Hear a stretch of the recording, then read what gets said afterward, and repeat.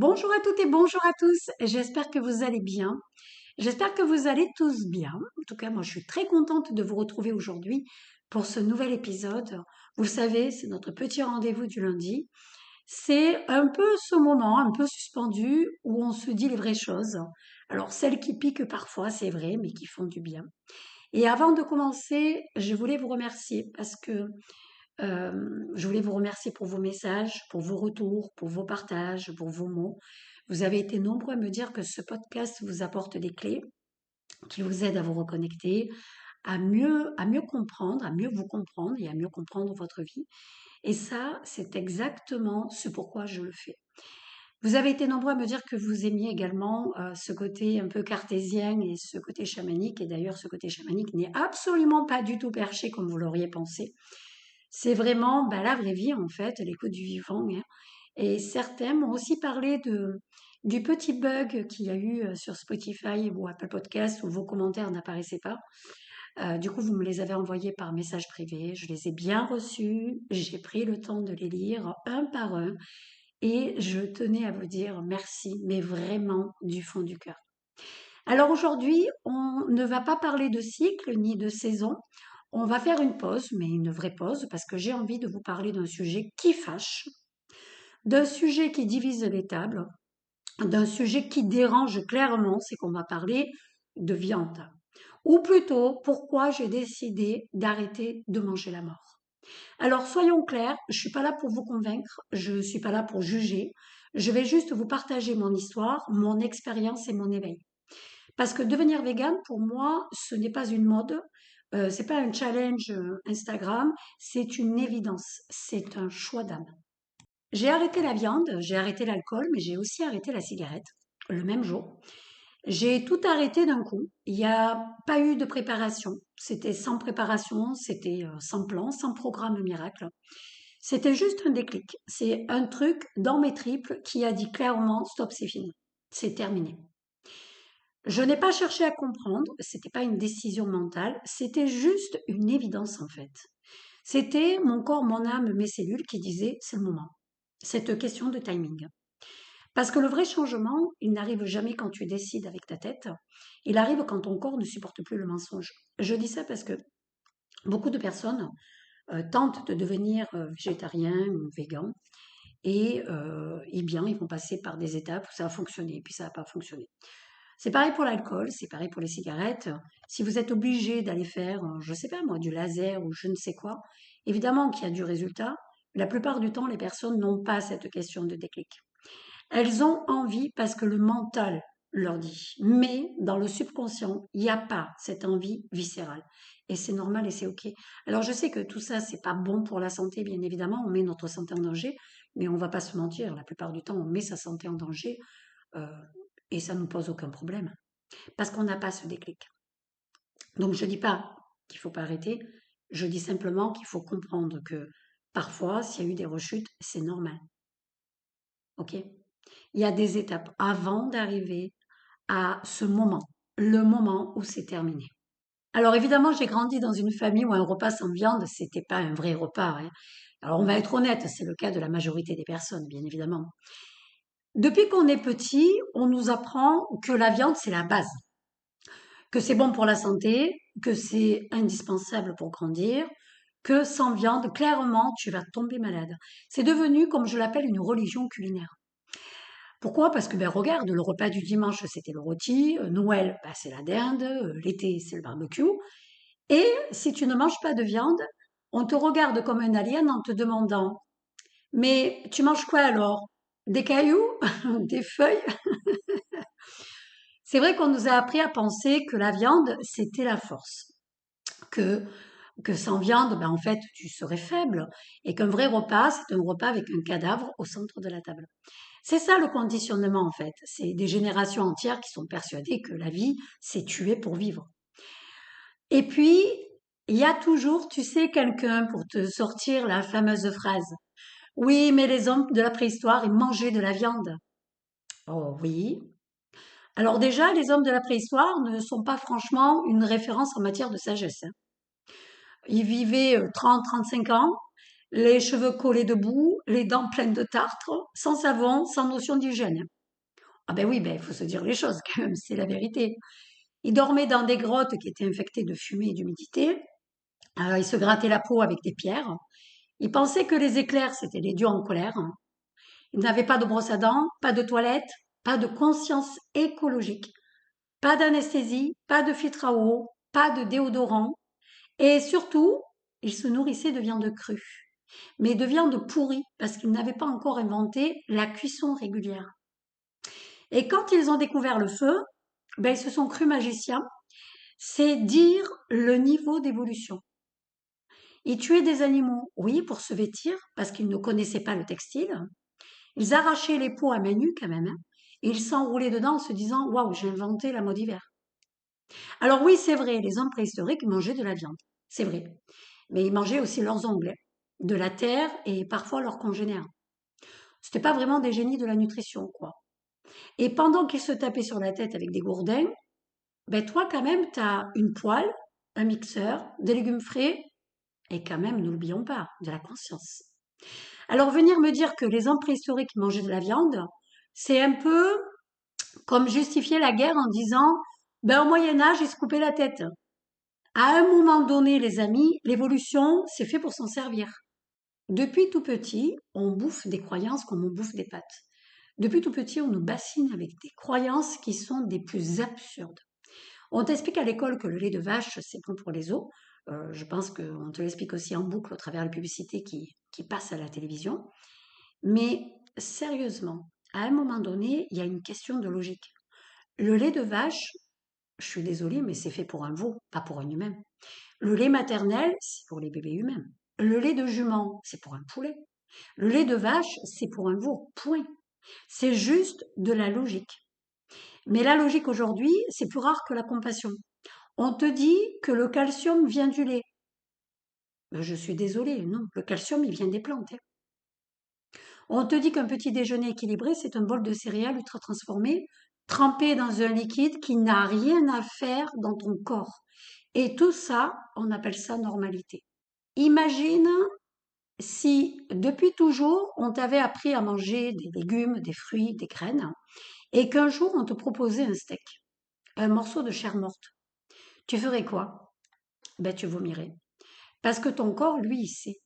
Il sait ce qui est vivant et ce qui est mort. C'est ton mental qu'on a conditionné à croire que c'est normal, tout simplement. Alors oui, on vit dans une matrice. Pas un film, une vraie matrice. Celle qui t'apprend à douter de toi pour mieux te vendre des solutions. Celle qui crée la peur pour ensuite te proposer un produit pour la calmer, hein. Regarde bien, on te dit fumer, c'est stylé.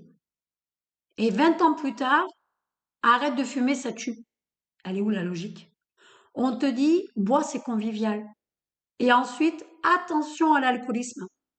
On te dit mange de la viande, c'est la force. Puis, tu fais du cholestérol, prends des cachets. On te dit bois du lait, c'est plein de calcium. Et quand tu fais de l'ostéoporose, on t'invente une pilule miracle. Tu vois le schéma? En fait, la matrice, c'est ce système économique qui vit de ta déconnexion. Parce qu'un être qui est conscient, qui est équilibré, qui est sain, qui est en paix, ça ne consomme pas. Mais un être stressé, malade, mal dans sa peau, dépendant, culpabilisé, lui, c'est une machine à faire tourner le monde. On te pousse à courir, on te pousse à produire, à acheter, on t'abrutit d'écrans, d'images, de publicités, de slogans, fais plus, sois plus, c'est plus. Et pendant ce temps, tu t'éloignes du seul truc qui t'appartient vraiment, ton corps, ton âme, ta vérité. On te dit que la viande, c'est vital, mais on ne te dit pas que les mêmes industries qui te vendent de la viande te vendent aussi les médicaments contre le cholestérol et la fatigue, hein. On te parle de santé publique, mais on finance les lobbies, du lait, du sucre, du tabac, de l'alcool, du fast-food. C'est une économie de la dépendance. Alors non, je suis désolée, la matrice te veut pas heureux et te veut pas du bien, hein. Elle te veut accro. Accro à la viande, accro au sucre, accro au travail, au divertissement, à la validation des autres. Parce qu'un être qui s'écoute, qui se nourrit de vivant, qui choisit en conscience, ben ça fait peur. Ça n'achète plus, ça ne consomme plus, ça dérange. Et c'est là qu'elle perd le contrôle. Alors évidemment, je suis obligée d'aborder dans cet épisode l'hypocrisie éducative. Parce que c'est là que ça devient fou. Parce qu'on ne se rend même plus compte des contradictions qu'on enseigne à nos enfants. Alors je vais t'en citer pas mal. Écoute bien. On leur montre Bambi de Walt Disney. On pleure tous ensemble devant le dessin animé. Et le soir, tu as papa qui ramène un cerf de la chasse. Et ça, c'est logique. On les amène ramasser les œufs à la ferme. Ils caressent les poules, ils ramassent les œufs. Et le soir, on leur fait des nuggets. On leur lit Le Petit Cochon dans leur livre du soir. Et le lendemain, c'est jambon beurre à la cantine. On chante dans la ferme de Mathurin et on finit par leur dire que le coq, ben ce soir c'est le rôti. C'est un bon rôti. Allô? On leur apprend à dire me, t'as vu, je le fais bien, et on leur montre la vache dans un champ et on leur sert un steak en disant mange, c'est bon pour ta santé. On leur montre les lapins mignons à Pâques et 2 jours après, ils sont encivés dans la cocotte. On fait des coloriages de poissons pour la fête de la mer et on les amène à manger du saumon grillé. On leur apprend à nourrir les petits oiseaux l'hiver et on leur sert des cailles rôties à Noël. On fait des sorties scolaires à la ferme pour découvrir la nature et on leur apprend dans le même temps à dissocier l'animal vivant de l'animal mort. On leur montre Dumbo, l'éléphant sensible, et on les amène ensuite au cirque pour s'amuser. Allô?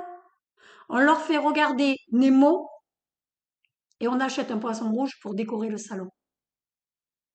On leur parle de l'amour des chiens et on les habitue à avaler du veau. On les félicite de sauver un chaton, mais on leur explique qu'un agneau, lui, c'est pour Pâques. Je suis désolée les amis, c'est la stricte vérité. Et le pire, c'est qu'on trouve ça normal. On leur apprend à aimer et à tuer en même temps. On leur apprend à applaudir le vivant avant de le digérer. Et après, on s'étonne qu'ils soient perdus, violents, coupés de leurs émotions. Mais c'est juste le reflet de ce que l'on aura transmis. On vit dans une société qui nourrit la contradiction. Et on te dit que c'est normal et que c'est toi qui as un problème. Tu sais, quand tu manges de la viande, tu manges pas juste un aliment, tu ingères une histoire, tu ingères une émotion, un contexte. Tu avales le vécu de l'animal, son stress, sa peur, sa panique, son agonie, et ça, ton corps, lui, il le reconnaît. Quand un animal, il sent qu'il va mourir, il libère des hormones de stress puissantes, et tu le sais, de l'adrénaline, du cortisol, de la noradrénaline, et en fait, c'est toutes ces substances que ton propre corps libère quand il a peur. Et ces hormones-là ne disparaissent pas à la cuisson. Elles s'infiltrent dans ta chair, dans ton sang, dans ton système nerveux. En fait, tu crois te nourrir, mais en réalité, tu te charges d'une information biologique qui est la peur. Ton cerveau reptilien, celui qui gère la survie, le réflexe et la vigilance, il reçoit cette information et agit comme s'il était lui aussi en danger. Et le résultat, c'est que ton corps se contracte, ton système digestif ralentit, ton foie se met en sur-régime pour éliminer les toxines, tes glandes surrénales s'épuisent à force de produire, elles aussi, du cortisol, et toi, tu ressens de la nervosité, de l'agitation, une forme de tension intérieure permanente, sans trop savoir pourquoi. Alors, quels ont été les effets sur ma santé? Eh bien, je dirais qu'avant, j'étais constamment fatiguée, j'avais des brûlures d'estomac, j'avais de l'acidité, j'avais des gonflements, j'avais des douleurs articulaires, des insomnies, une humeur instable. J'avais beau manger équilibré, mais mon corps n'en pouvait plus. Et c'est là que j'ai compris que le problème, ce n'était pas ce que je mangeais, c'était ce que je faisais vivre à mon corps à travers ce que je mangeais. Parce qu'on ne nourrit pas seulement un organisme, en fait, on nourrit une vibration, un écosystème intérieur. Et depuis que j'ai arrêté la viande, il y a tout qui a changé. Je dors profondément, je me lève sans douleur, sans cette fatigue poisseuse du matin. Je n'ai plus de digestion difficile, j'ai plus de ventre gonflé, j'ai plus cette impression d'être en lutte contre moi-même. J'ai ma peau qui respire, j'ai mon teint qui est beaucoup plus clair, c'est la nuit et le jour, c'est vraiment impressionnant le changement que j'ai eu au niveau de ma peau. Mon énergie, elle est stable. Je mange un repas par jour et je n'ai pas faim entre les repas. Mon corps a retrouvé un rythme naturel. Il me dit ce dont il a besoin et je l'écoute. Tout est intuitif. Je prends mes compléments comme tout le monde. Hein. En fait, vous savez que tout est cyclique. Donc, dans ma vie cyclique, je suis ménopausée. Donc, oui, j'ai besoin de soutenir mon système hormonal puisque je ne prends pas de traitement, je ne prends pas de médicaments. Rien. Euh, mais je n'ai jamais eu besoin de traitement médical.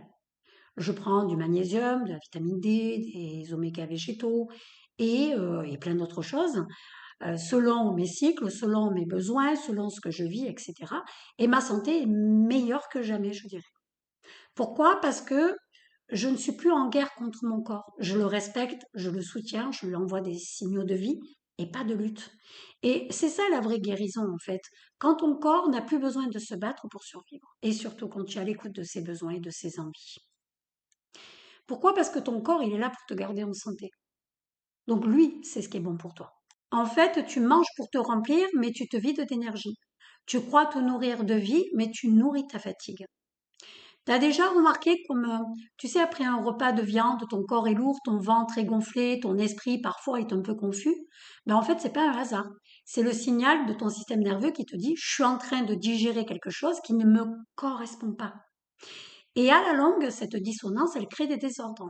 Tu vas avoir de l'inflammation chronique, des maux de tête, du reflux, troubles du sommeil, irritabilité, la perte de concentration, de l'anxiété latente. Parce que ton corps, lui, fonctionne sur une logique de vie. Or, tu lui imposes une vibration de mort. Quand tu manges un être qui a connu la peur, tu fais entrer cette vibration dans ton système. Et ton système, par mimétisme, la reproduit. C'est pour ça qu'on parle de vibration basse, parce que tu vibres littéralement sur la fréquence de la peur, du contrôle, de la survie. Et tu sais quoi? Tu finis par t'y habituer. Ton mental s'y adapte. Tu deviens irritable sans raison, tu dors mal, tu rumines, tu ressasses, tu ressens cette impression d'être toujours à bout, même sans raison. Et c'est normal, parce que ton corps, il vit sous l'effet d'un stress qui n'est même pas le tien. C'est ça le problème.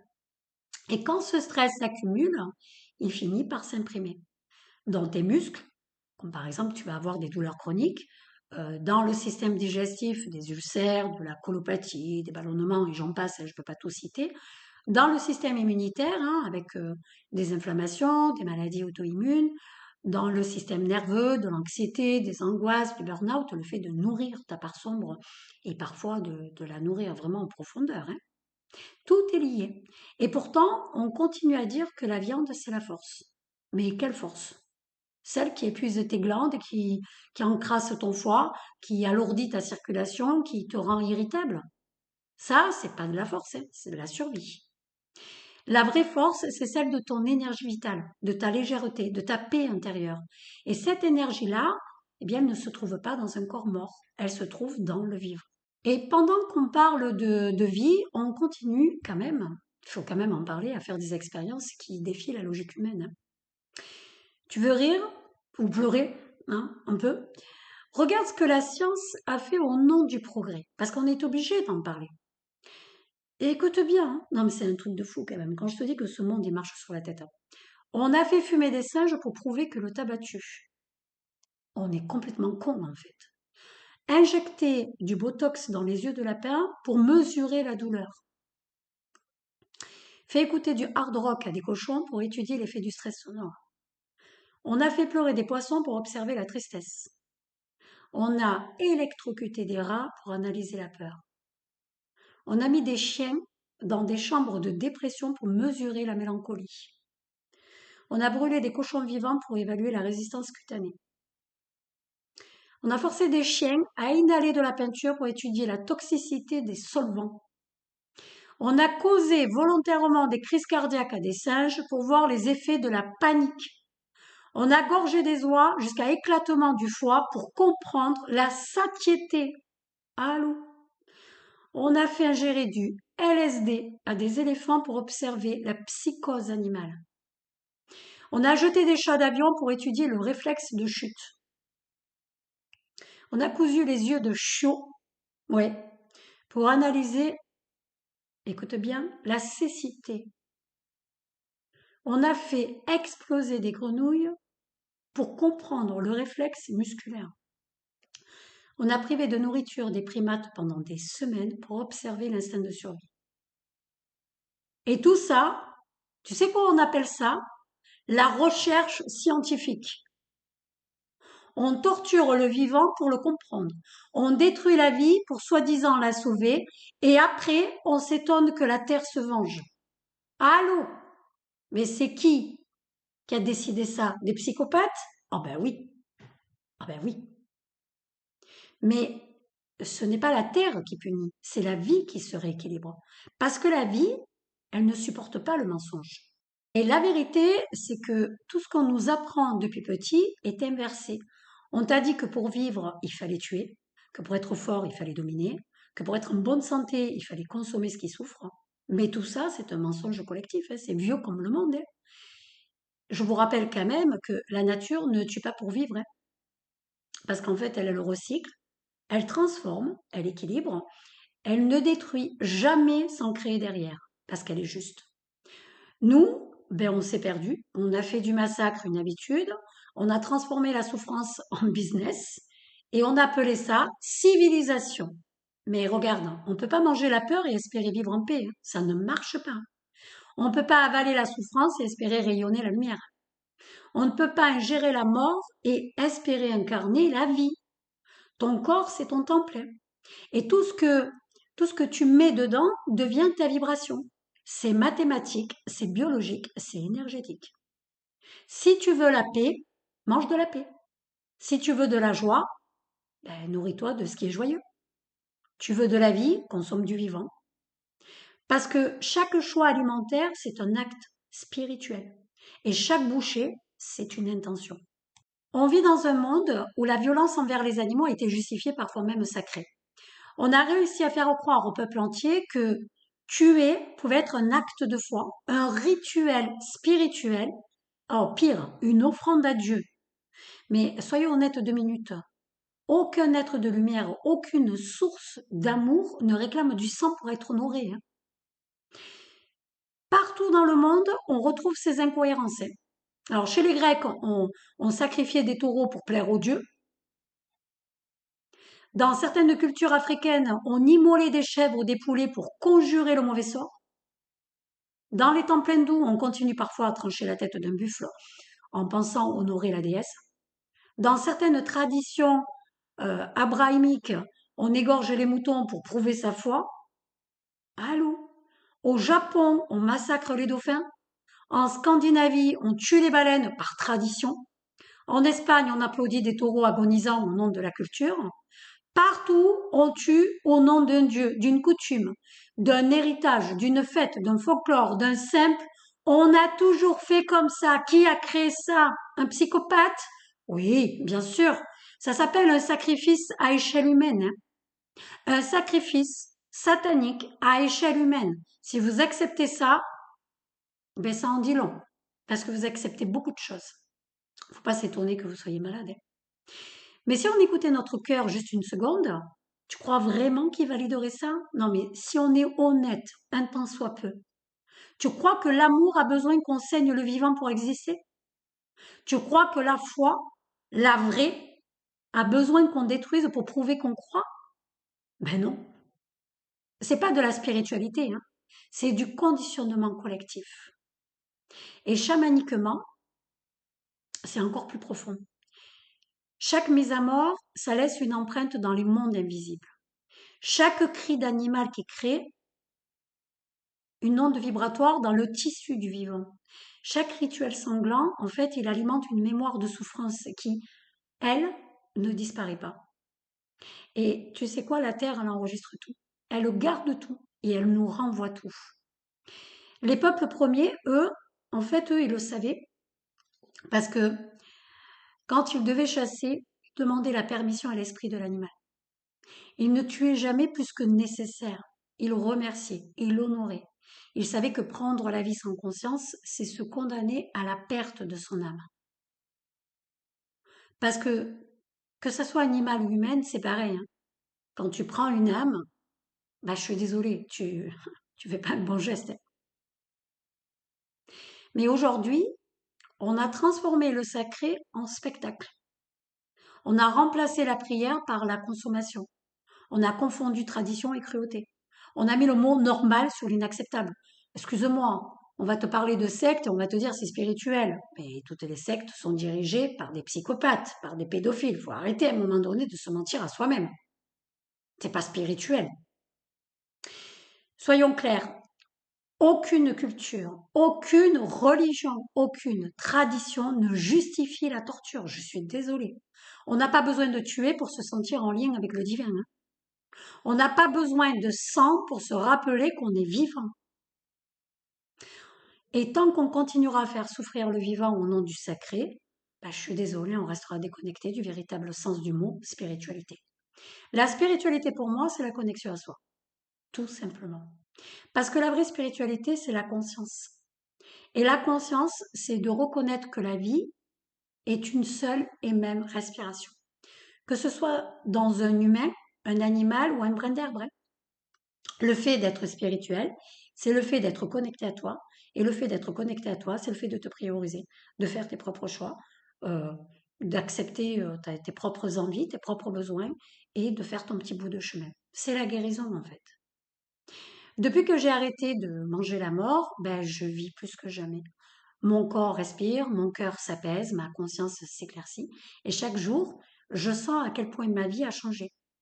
J'ai plus cette lourdeur ni dans le ventre ni dans la tête. J'ai plus besoin de compenser, de remplir ou d'anesthésier. Je suis juste, présente, alignée, vivante. J'ai pas fait ce choix pour être parfaite, je l'ai pas fait pour être cohérente, parce que tu peux pas parler d'amour et manger la peur. Tu peux pas prétendre aimer la vie en avalant la mort. Tu peux pas demander la paix en nourrissant la guerre, même dans ton assiette. Tu peux pas dire j'aime les animaux et les manger. Alors oui, je suis végane. Alors oui, je suis végane, pas pour être à la mode, pas pour être meilleure, mais parce que je veux me regarder dans un miroir sans baisser les yeux. Je veux que chaque choix, chaque geste, chaque bouchée soit un acte d'amour. Pour moi, pour la terre, pour le vivant. Et si tu ressens l'appel, si quelque chose en toi résonne à ces mots, écoute, ne culpabilise pas, hein, ne te juge pas, commence juste quelque part. Je sais pas, change un plat, une habitude, un regard, parce que c'est comme ça que tout commençait, par un pas, par une prise de conscience, par une vérité qu'on ose enfin écouter. Voilà, c'est terminé pour aujourd'hui. J'espère que cet épisode t'aura remué, éclairé, peut-être même un peu bousculé. Peut-être qu'il t'a irrité, peut-être que tu ne l'as pas apprécié. Et si c'est le cas, écoute, c'est très bien. Ça veut dire que ton âme est prête à entendre autre chose.